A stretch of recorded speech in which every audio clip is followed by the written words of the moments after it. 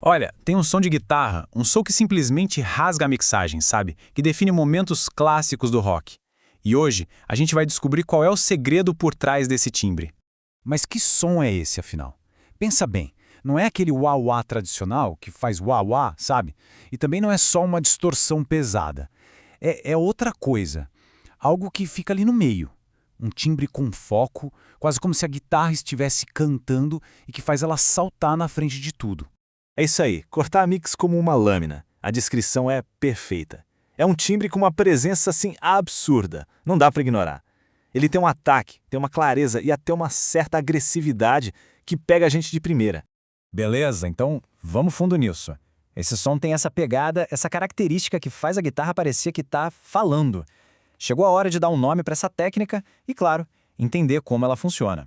Então, o nome popular é Parker Wah, mas tecnicamente o nome mais correto mesmo é Cocked Wah. Ou para simplificar, a gente pode chamar de wah travado. E o mais louco é que é uma técnica que muda completamente o jeito de usar um dos pedais de guitarra mais conhecidos que existem.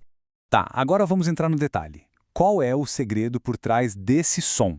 E a parte mais legal, vocês não vão acreditar como é simples. A ideia é genial na sua simplicidade.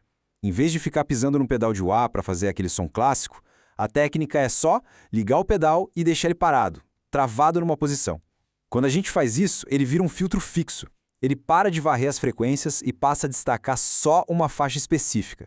E o processo? Cara, é ridiculamente fácil. São 3 passinhos. Primeiro, liga o pedal. Segundo, vai mexendo ele bem devagar até achar o ponto mágico, sabe? Aquele lugar onde o som fica meio anasalado, com mais presença. E terceiro, para. Deixa ele ali. O segredo todo é esse, não mexer mais. E aqui está a grande diferença. O uso normal do wah é dinâmico, é um filtro que se move. Já o Cocked Wah é estático, parado.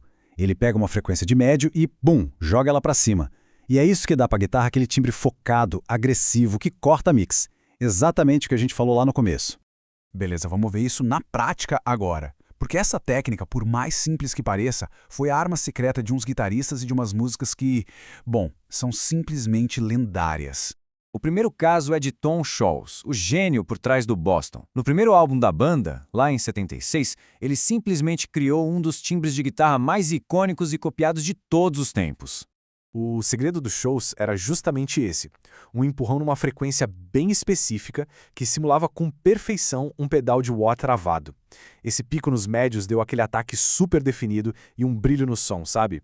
É por isso que a guitarra tem aquela presença gigante na música, e é por isso que o riff de More Than a Feeling é tão colossal. Agora, outro mestre que usou e abusou disso foi o guitarrista alemão Michael Schenker, do UFO. Ele usava a técnica de um jeito um pouquinho diferente, mas, nossa, era igualmente matador. Nos solos dele, como no clássico Doctor Doctor, o Schenker não ficava balançando o pedal. Ele achava um ponto ali que ele gostava e deixava o ó travado. Pra quê? Pra dar mais corpo, mais foco pro som. O resultado era um sustain mais longo, mais controlado e uma pegada super dramática, quase vocal, que virou a marca registrada dele. E claro, né? Não dá para falar disso sem mencionar Mark Knopfler e o Dire Straits. O riff de Money for Nothing talvez seja o exemplo mais famoso e, sei lá, até mais moderno desse som de wah travado. A receita do Knopfler ali era uma combinação de coisas, na verdade. Não era só o wah travado. Tinha também um amplificador no talo, saturado, e um jeito bem específico de microfonar. Tudo isso junto criou aquele riff, um som seco, comprimido, com os médios bem rasgados. É inconfundível. Bom, com o tempo, esse tipo de som virou uma febre, uma obsessão para guitarristas no mundo todo. E é óbvio que a indústria de pedais ficou de olho nisso e começou a tentar recriar esse timbre, só que sem precisar de um pedal de wah.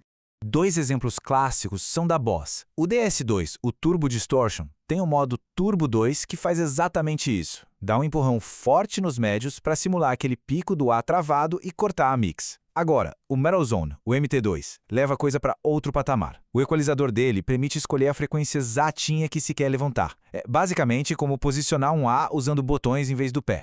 E essa lógica se espalhou para tudo quanto é lado. Pedais de equalizador gráfico tipo GS7, overdrives que já vem de fábrica com aquela corcunda nos médios, preamps, Todos eles, de um jeito ou de outro, tentam capturar a essência da mesma ideia, isolar e empurrar uma frequência média para cima para ganhar mais presença, mais atitude.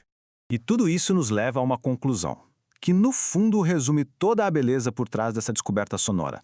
O ponto principal é esse. Um dos timbres mais lendários da guitarra não veio de um equipamento super caro ou raro. Ele nasceu da pura criatividade, de pegar uma ferramenta comum e usar de um jeito que ela não foi feita para ser usada. Foi uma inovação que nasceu do uso errado, só que um uso errado genial.